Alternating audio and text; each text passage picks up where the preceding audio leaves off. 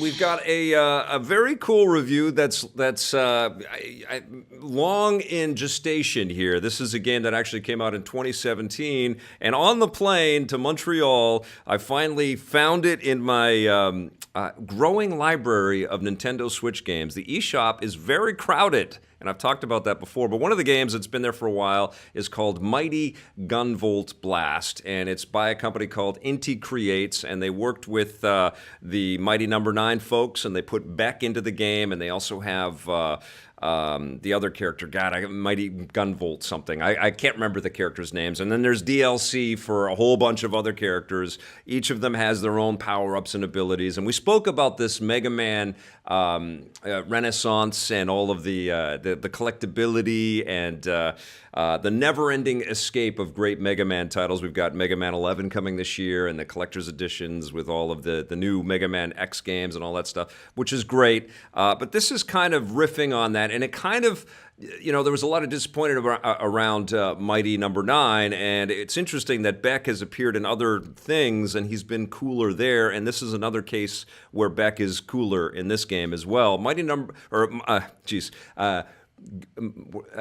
Gunvolt Blast is there's all these titles is very much scaled and put together like a classic Mega Man experience. You are going from stage to stage. It's non-linear. You can choose whatever you want. You're on highways. You're on oil rigs. You're fighting bosses in all kinds of different places. There's underwater sections. There's things on fire. There's characters with giant blades whirling around and stuff like that. And you've got to kind of learn the patterns, dodge their fire and dodge their attacks, and take them out so that you can gain new abilities. We've played that a million times before. Something just felt right. You know how sometimes you kind of find your way to a game and it's just the right game at the right time? That's exactly how I felt. I was sitting on the plane.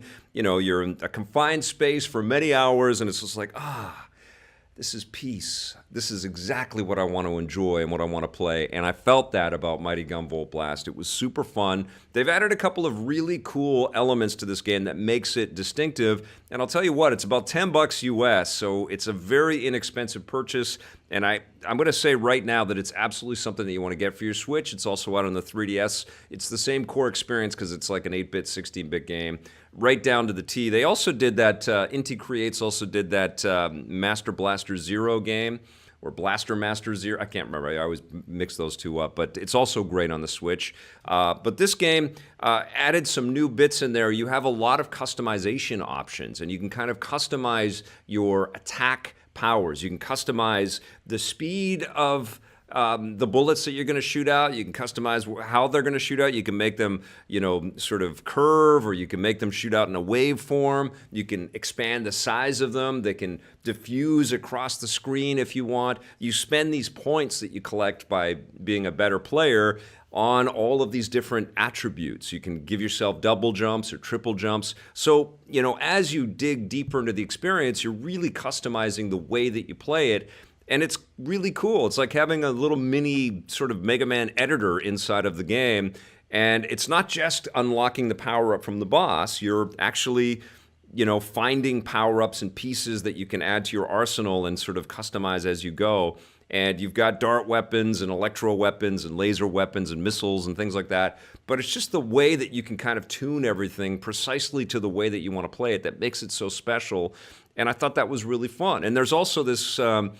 They put a big emphasis on it, but I don't know if it's that necessary. You have this ability to blow up the bad guys in close proximity, and you get a burst sort of power up, and it sort of adds to your overall score and your ability there. They've also got and so you want to try to get up close and personal and take them out, and then get to the next character and up close and personal, and it sort of creates a little bit of a chain if you can keep it going. But if you miss, it sort of kills out the chain. We've seen that before. They also have a retry meter as opposed to losing a life and starting right back at the beginning.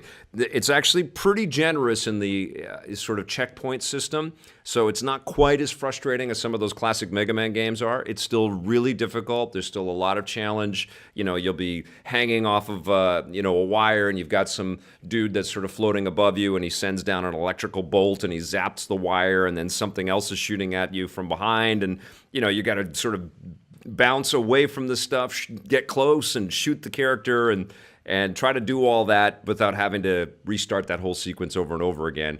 And that's pretty much on every second screen. And so you kind of have to, just like in every Mega Man game, kind of find the maze that sort of the endurance run of how you can get past that first boss and sort of scale your character up to be able to overcome all of the challenges that you're going to meet throughout the experience. It's really tight, and I really dug the music.